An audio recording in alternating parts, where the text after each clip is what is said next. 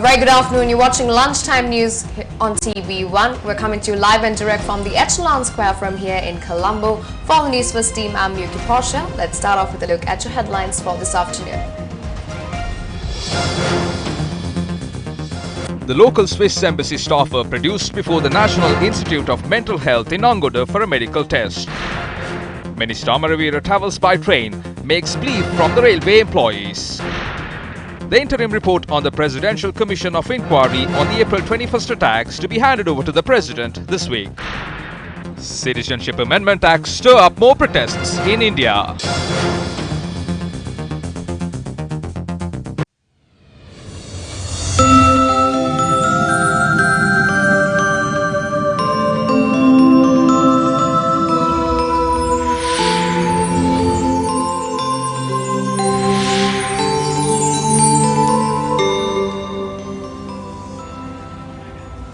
Now in your lead story for this afternoon, an individual died following a wild elephant attack in Suryadamana in Villachia. According to the police, the victim died while he was engaging in farming activities. The victim was 51 years old.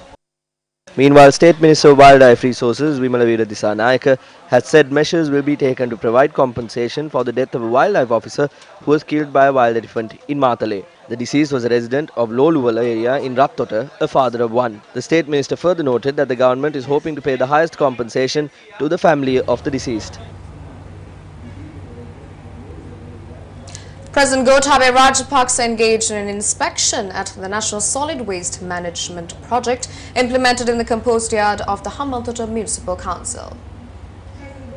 This project was commenced with the support of Japan International Cooperation Agency as a solution to the waste problem in Hambantota. The project aims at converting 50 tons of solid waste into compost. The President has advised the officials attached to the program and the contractors to complete the project within a month's time and commence operations.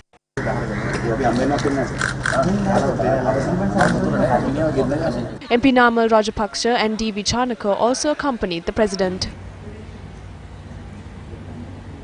Meanwhile, the interim report of the Presidential Commission investigating the April 21st attacks is due to be released this week. Commission Secretary HMPB Herod said the interim report would be handed over to the President before Thursday. He said 35 witnesses have recorded evidence regarding the April 21st attack. The commission appointed by the President to investigate and take necessary action regarding the April 21st attacks had received over 65 public complaints. The 5-member committee, chaired by Court of Appeal Judge Janak De Silva, was formed by former President Maithripala Sirisena on the 22nd of September. In more local news, the official from the Swiss embassy who was allegedly abducted and threatened was summoned before the Criminal Investigations Department for the 6th day today.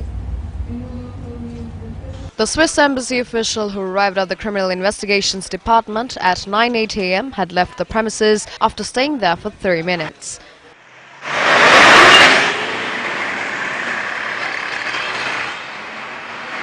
The officials at the CID had referred her to the National Institute of Mental Health for a medical test after she arrived at the CID earlier today.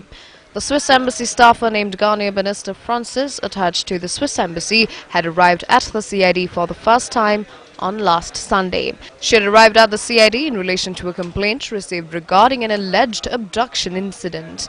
The Colombo Chief Magistrate Court has issued an order preventing her overseas travel.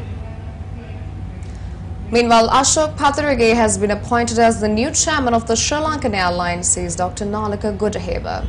In more local news, taxes on wheat flour have been reduced from 36 rupees to 8 rupees per kilogram.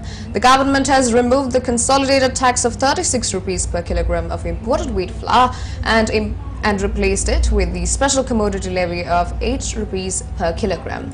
This special commodity levy will come into effect from the 14th of December through as a special gazette notification issued by the Prime Minister Mahinda Rajapaksa as the Minister of Finance, Economy and Policy Development. So far in the country, only wheat grade was imported and milled to meet the country's need for what wheat flour was consumption. As per the decision taken by the Cabinet of Ministers last week, with the introduction of SCL of 8 rupees per kilogram of wheat flour, the traders could import wheat flour directly to sell them at a competitive price in the local market. In order to control the increasing prices of rice in the market, the Cabinet of Ministers last week decided to set a maximum retail price of 98 rupees per kilogram of samba and nadu rice, while reducing the duty of wheat flour, enabling the importation of wheat flour directly.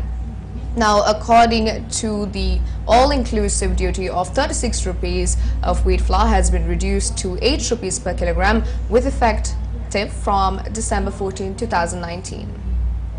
Also, we would like to remind all our viewers that we will be airing our primetime bulletins from here at the Echelon Square live at 7, 8 and 9 p.m.